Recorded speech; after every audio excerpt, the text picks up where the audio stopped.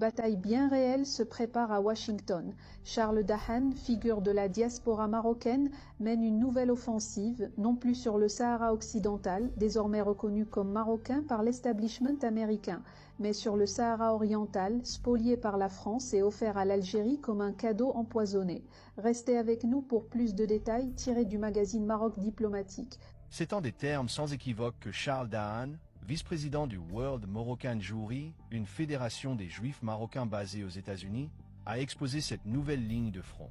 À Washington, nous disons que le dossier du Sahara occidental marocain est définitivement clos, et nous nous préparons maintenant à ouvrir le dossier du Sahara oriental marocain, annexé par la France au territoire algérien. Une déclaration qui, derrière son apparente provocation, s'inscrit dans une logique géopolitique calculée, nourrie par les récents succès diplomatiques du royaume dans la bataille du Sahara marocain. Dahan, figure respectée du lobbying pro-marocain outre-Atlantique, assure que la mobilisation s'organise déjà dans les cercles parlementaires américains. L'importance de la question du Sahara oriental pour les Marocains est largement sous-estimée par la classe politique américaine, affirme-t-il, estimant que ce pont de l'histoire coloniale reste trop souvent occulté dans les analyses occidentales. Il révèle qu'une stratégie ciblée est en cours pour porter ce dossier devant le Congrès, avec pour objectif d'élargir le front diplomatique au sein des institutions internationales et possiblement de l'inscrire dans une nouvelle dynamique onusienne.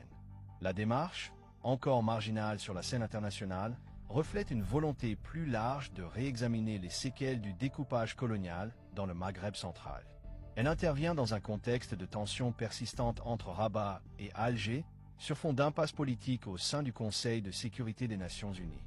Si le dossier du Sahara occidental a connu un tournant décisif depuis la reconnaissance américaine de 2020, l'idée d'une réouverture du dossier du Sahara oriental pourrait bousculer les équilibres régionaux déjà fragilisés. En portant ce sujet à l'agenda diplomatique américain, le World Moroccan Jewry tente de repositionner le débat territorial dans une lecture historique globale, arguant que la question du Sahara marocain ne saurait être traitée à géométrie variable. La démarche vise aussi à tester la solidité des alliances construites ces dernières années, notamment dans les sphères républicaines proches d'Israël et sensibles à la stabilité régionale. Il faudra maintenant voir si cette initiative trouvera un écho au sein du département d'État, où la prudence reste de mise dès lors qu'il s'agit de redessiner les lignes héritées du colonialisme. Pour le Maroc, pourtant, l'enjeu est clair. Capitaliser sur les acquis diplomatiques récents pour ouvrir un nouveau front de souveraineté. Pour Alger, ce discours constitue une provocation supplémentaire qui pourrait attiser les tensions. Et pour les observateurs internationaux, il marque peut-être le début d'un nouvel épisode dans la longue et complexe reconfiguration des frontières au Maghreb.